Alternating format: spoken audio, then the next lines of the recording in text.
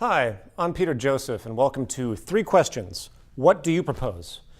This thought exercise is intended as both an address to the average person concerned about global problems, along with those that are confused about or even in opposition to the Zeitgeist movement. I'm going to pose 3 basic questions here. If you disagree with the answers I provide, or perhaps even the premise of the questions themselves, I encourage you to respond with an alternative solution or a counter-argument. If you choose to do this, just make sure that you've reviewed the sources listed and keep focus. Again, this is about the 3 questions only. Now, before I begin, the term market economy will be used here throughout. And since people are quick to kind of get lost semantically about what capitalism or a free market supposedly is or isn't, I'm going to define my context now, hopefully bypassing any semantic confusion. When I use the term market economy, I am simply referring to the core attributes shared by every major market system variation in the world today. And only 3 basic characteristics are needed here. The first is labor for income. Obviously, the whole global economy is based on employment. This is how people gain money to survive and spend back into the system, keeping it going. The second is that all resources, goods and services retain property value transferred by means of monetary exchange. Obvious enough. Everything is bought and sold through the use of money, mediated by the market itself.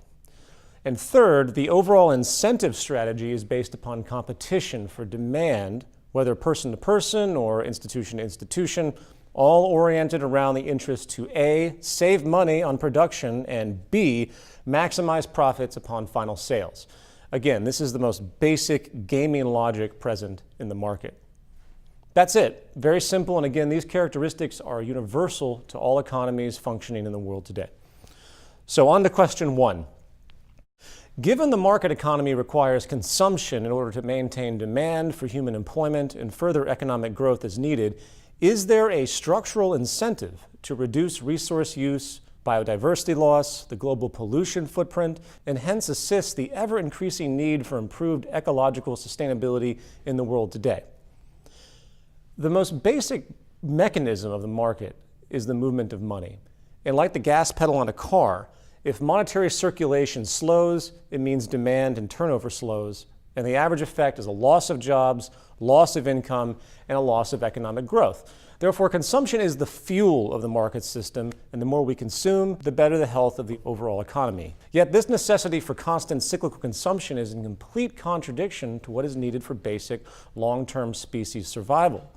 Wouldn't it seem responsible to conclude that the goal of any viable economy is not only to meet the needs of the population, but to do so in the most strategic, efficient, and conservative manner possible?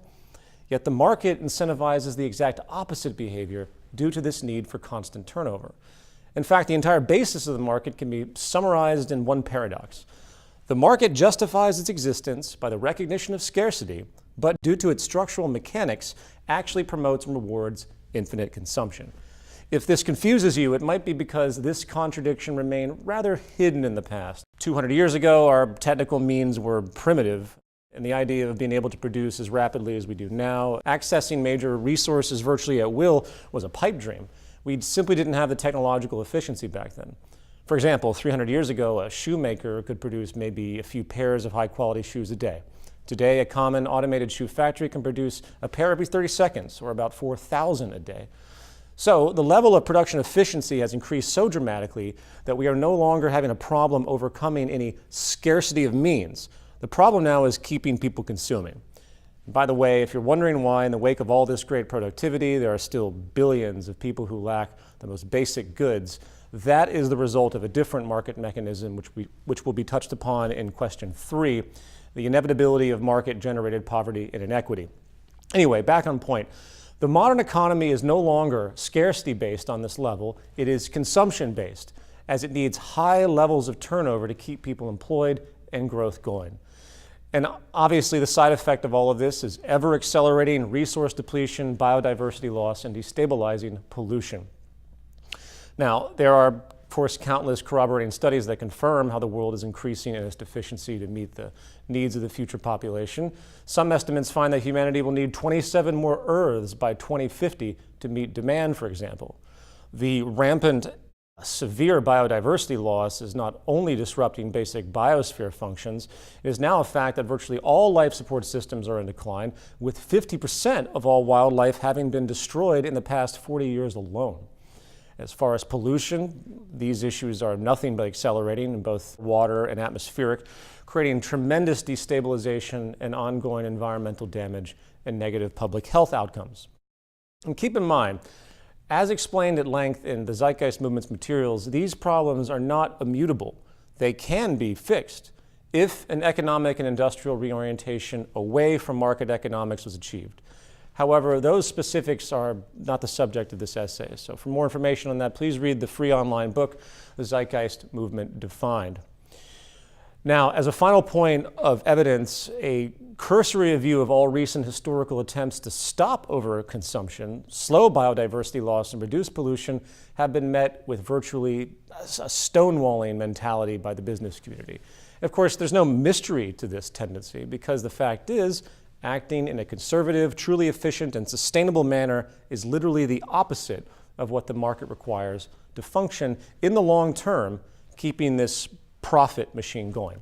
For example, America's Environmental Protection Agency has constantly been attacked by interests worried about a loss of income and growth. Just last month, the Wall Street Journal ran the headline, "The EPA's latest threat to economic growth," attacking the EPA for its interest to improve air quality standards. And they're right. If the EPA does push forward, many jobs and billions of dollars will be lost. That is simply what happens when waste reduction and technical efficiency and conservation is applied to this system. If you need a more visceral example, look at what the developing nations are doing as they struggle to gain economic growth and raise their standard of living.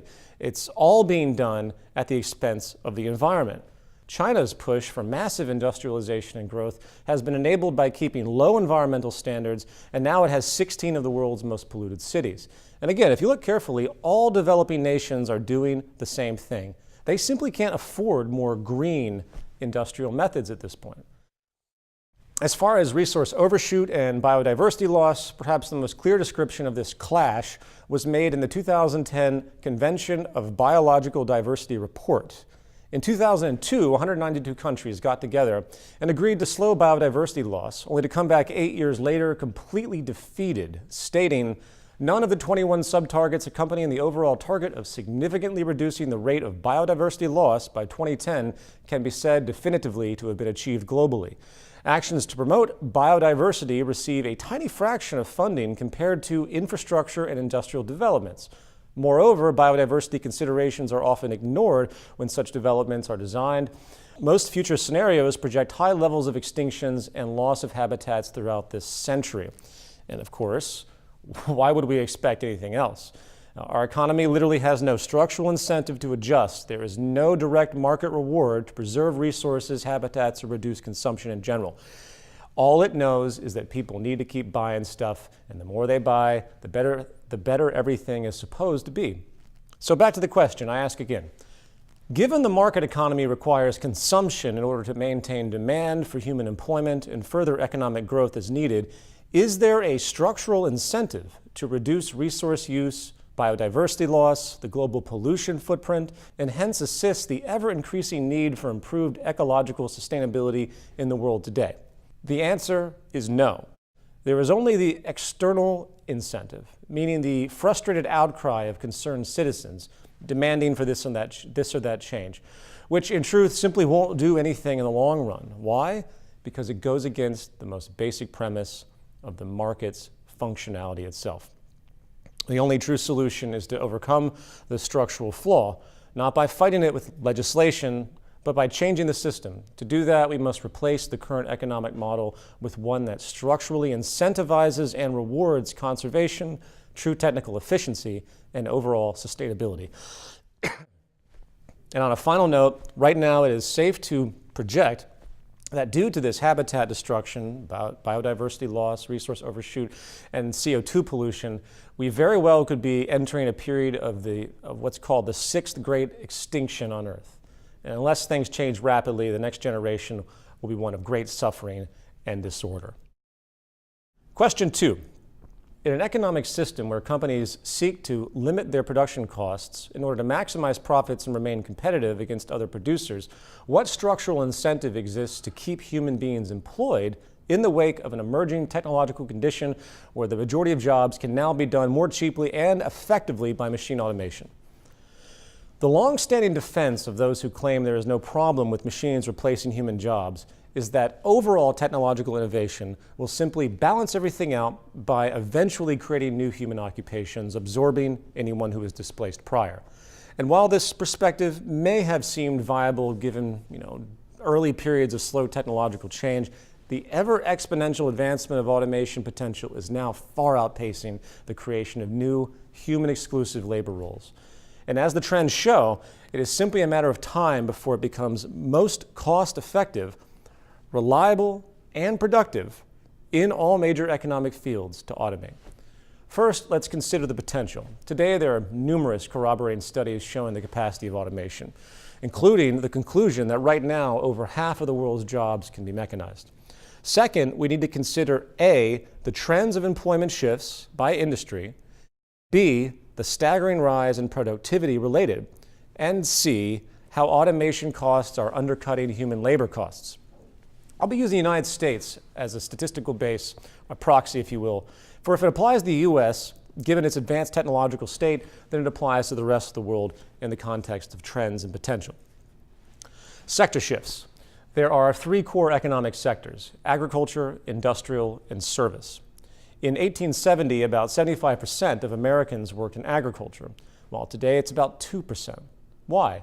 Well, there certainly hasn't been a loss of agricultural demand, right? And while food imports in the US have grown to about 17%, that obviously doesn't balance the near 98% drop in its related employment sector since 1870. And neither do increases in textile, fabric imports, or the like. This drop is almost entirely a result of machine automation. Where did the jobs go?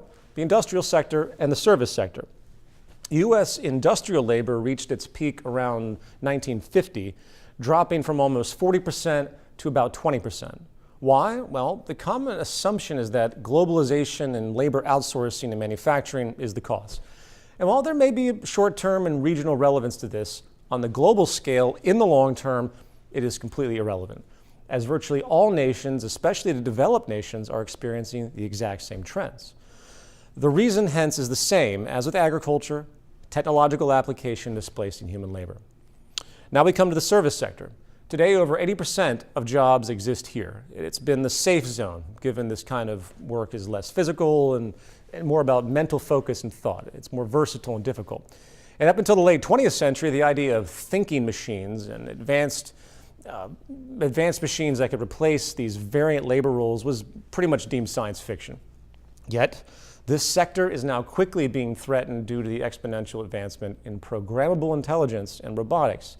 Bank machines, automated phone systems, point-of-sale kiosks, processing programs for general software, restaurant automation, automated transport, of course. If you can think of it, someone is working to automate it. And just like agriculture and the industrial sector, the use of automation is also ensuring A, higher productivity, and B, lower costs for the businesses. Trend statistics prove this without a doubt. A, productivity. Human employment is now actually inverse to productivity in most cases, meaning that in all instances of automation, it not only removes jobs, it actually increases output efficiency. Here is a classic chart example from manufacturing. The blue line is the increase in production, and the red line is human employment. It's a staggering diversion. B, as far as cost reduction, what needs to be understood is that all technological innovation is now becoming what's called information-based. Whether it is literally the digital programming, such as a program running a machine, or the very process of creation of the physical machine itself. And what is the developmental trend of information-based technology in the 21st century? Exponential. And this is not only relating to the advancement of technology itself, making things smaller, stronger, and more powerful, it also reduces resource needs, and the cost of emerging technology invariably becomes cheaper. As a classic example, this is why the chip in a common cell phone is thousands of times more powerful and thousands of times less expensive than the supercomputer of the 1970s. Hence, it is simply a matter of time before a great many of currently out-of-reach automation tools, such as thinking, cybernated robotics, can perform virtually any basic human role and become so affordable that not to automate becomes a detrimental business decision. And by the way, if you're one of those techno-capitalist apologists that says this price decrease in cost will simply make consumer goods that much cheaper as well, and therefore compensate for the loss of income generated by the use of automation, you're overlooking one critical function of the market system. The market needs scarcity to function. Abundance has no role in market mechanics. And the profit structure itself does not view reducing costs as a means to simply increase affordability of the end product in and of itself. It does it first and foremost to increase profits. The only reason you see the price reduction is because of the competition occurring in an industry as each company works to one-up each other's cost efficiency basis via similar methods. The point being, regardless of how cheap things become, at some point, the consumption deficiency resulting by the number of people unemployed by automation will override whatever degree of affordability is being generated by the lower cost products created. It is inevitable. And keep in mind, and this is really critical, all it takes is 20 to 30% human employment to completely destabilize society into disorder and outrage. That's it. So the question isn't, will we automate everything? The real question is, at what point will the cost efficiency of applied automation produce just enough unemployment to cause social destabilization and a debilitating loss of economic growth? So I ask again, in an economic system where companies seek to limit their production costs in order to both maximize profits and remain competitive against other producers, what structural incentive exists to keep human beings employed in the wake of an emerging technological condition where the majority of jobs can now be done more cheaply and effectively by machine automation? The answer is that there isn't such an incentive, at least not structurally. Some kind of general incentive may exist given the common sense awareness that people do need jobs for the market economy to function, but that recognition implies that employers would bypass such cost savings and efficiency and safety increasing technology just to give people jobs. The reality is that if a business has the choice between a human and the machine is more productive and affordable, they will choose the machine as per market logic every time. If they didn't, they would lose a competitive edge, as one of their more ruthless competitors certainly will make that move. Therefore, the only true, logical, and responsible solution in this scenario is to remove the labor for income system itself, hence removing the market and evolving to a new kind of economic interaction. Question 3. In an economic system which inherently generates class stratification and overall inequity, how can the effects of structural violence, a phenomenon noted by public health researchers to kill well over 18 million a year, generating a vast range of systemic detriments such as behavioral, emotional, and physical disorders, be minimized or even removed as an effect? Many today talk about the horror of unnecessary death and suffering, from dramatic accidents to psychopathic behavioral violence to historical genocides, wars, and other atrocities. In this, we might notice a kind of moral relativism in what society prioritizes as most condemnable, most often highlighting visceral human versus human behavioral violence rather than taking a more objective view. Statistically, if we really wish to be comprehensive in locating the most prominent, ubiquitous, and unnecessary causes of death and suffering in the world, we would discover one main catalyst: class inequality and low socioeconomic status. Class inequality and low socioeconomic status trump every other form of violence and public threat, hands down. The leading cause of death on the planet Earth is relative and absolute poverty, period. Every single year, the near equivalent of 2 Holocausts, nearly 20 million people are killed by the inefficiency inherent to the market economy and its mathematical inevitability to create large class divisions and resulting human deprivation. In this, there are 2 types of deprivation to note: absolute and relative. Absolute deprivation is what the billion people currently not getting their basic nutritional needs are experiencing. This kind of deprivation is about basic physical needs not being met, and hence the manifestation of sickness and premature mortality due to a lack of resources and options. Relative deprivation has to do with the mental, emotional, and physical disorders that result from the stress of simply existing in the lower tiers of a wealth imbalanced society. For example, numerous studies that compare public health outcomes from one country to another based on the level of inequality in that country have found that those with the least amount of behavioral violence, the least amount of general crime, infant deaths, drug addictions, heart disease, many cancers, obesity, high blood pressure, low life expectancy, depression, general mental illness, and other reduced problems also have lower wealth inequality by comparison. Put together, these two forms of deprivation, absolute and relative, constitute what is called structural violence, which is a systemic form of violence. That is typically not what many think of when we consider the idea of violence in general. I'll put it this way. If I put a gun to your head and kill you, we would all agree it is a direct act of mortality-producing violence.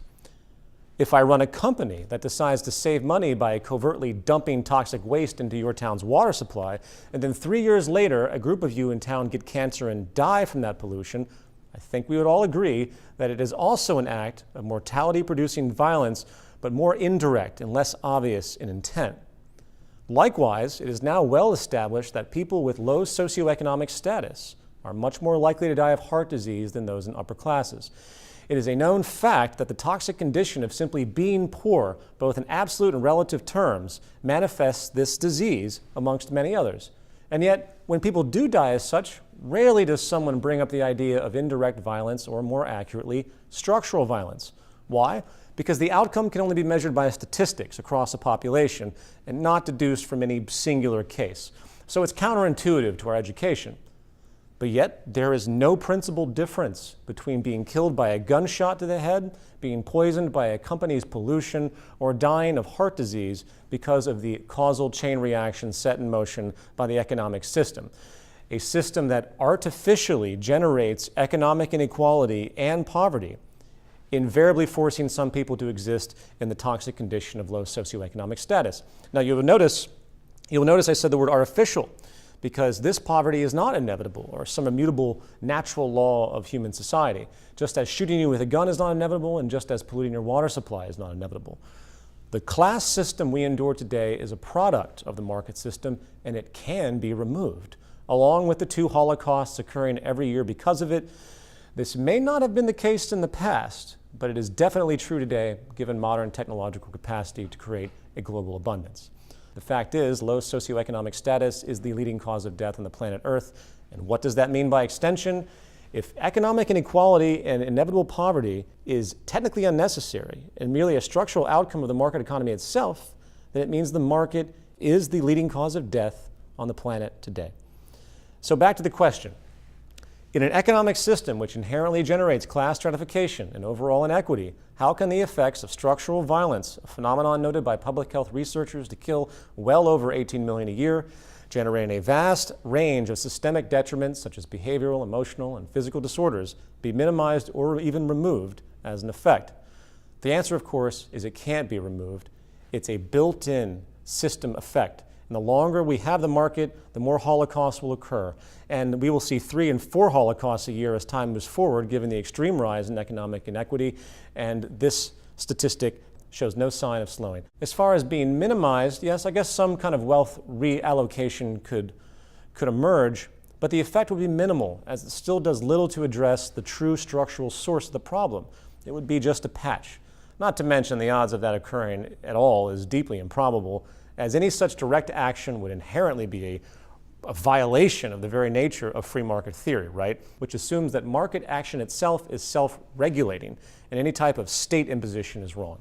And by the way, if you're one of those people who says that we don't have a free market today, and we have state coercion or crony capitalism, please watch my lecture, Origins and Adaptations Part 2 from the University of Toronto in 2014, along with my Berlin lecture, Economic Calculation and an NLRBE in 2013, where I counter this nonsense specifically.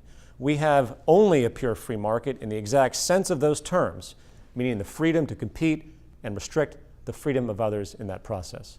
Now I'm going to stop here. These 3 questions are my challenge to you.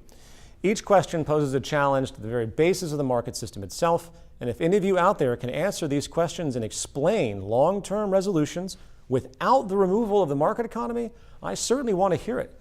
Simply make a video response, post it, and send it to the link below. And please, everyone, share this video These are questions that every news show and every socially conscious media outlet or activist personality should be addressing. Again, if you support the Zeitgeist movement, take the time to post this via social networks, forums, blogs, email lists, whatever. I especially would like to hear from the anti-Zeitgeist movement community as well. What do you propose? One way or another, until these questions are answered and the problems resolved, the world is on pace to increasing disorder and breakdown. I appreciate your time. Thank you.